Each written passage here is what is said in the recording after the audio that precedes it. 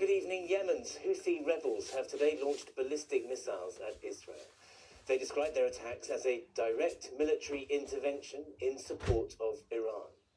The president of Lebanon has described as a blatant crime an Israeli airstrike in the south of his country which killed 3 journalists.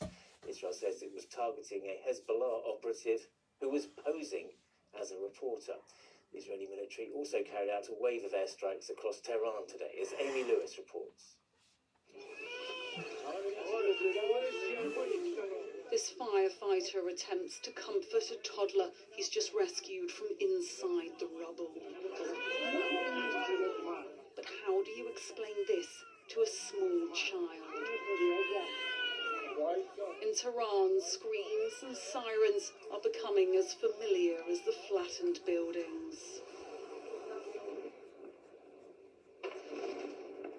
It is hard to imagine how anyone can sleep here. It is now a month since the attack started on Iran.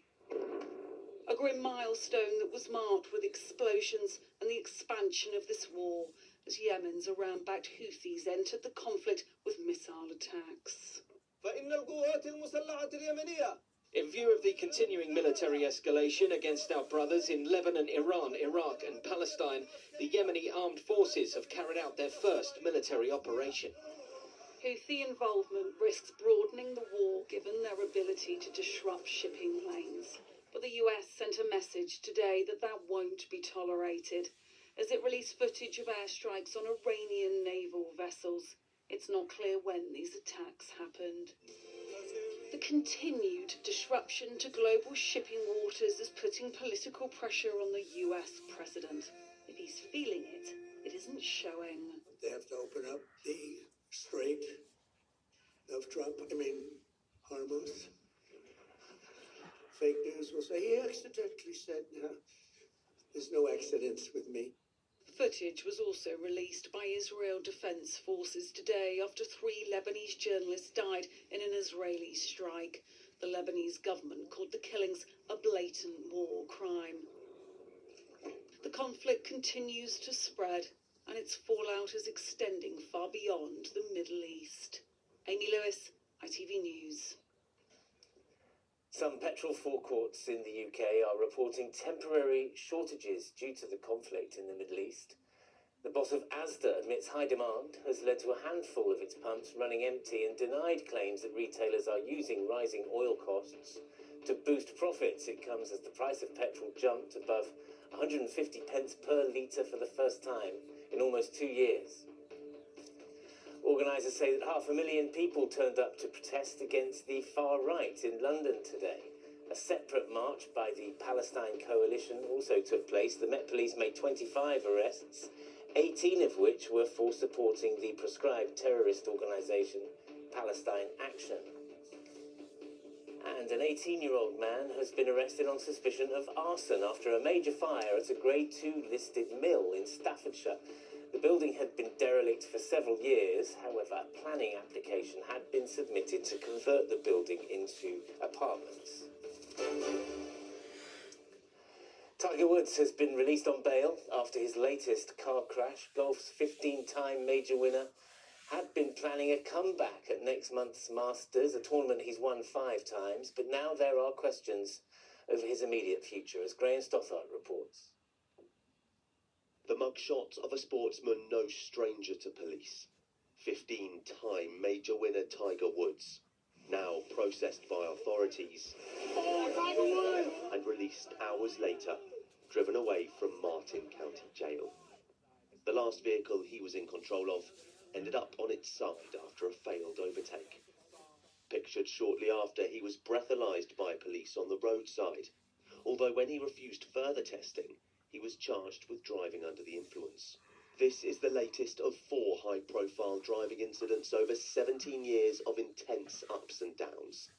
In 2009, he crashed into a hydrant outside his house. In 2017, he pleaded guilty to reckless driving after being found asleep at the wheel with prescription drugs in his system. You was driving around or what? 2 years later, he staged a comeback, winning his 5th Masters. But 2 years after that, another crash left him needing emergency surgery.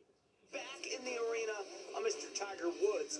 Now, though, he was eyeing another potential comeback, having on Tuesday just completed his first competitive tournament for a year. Although not looking his best, the Masters in 2 weeks' time beckoned. But tonight, a man hoping to repeat his greatest moments is reliving his worst, becoming more famous for his driving off the course than on. Graham Stothard, ITV News.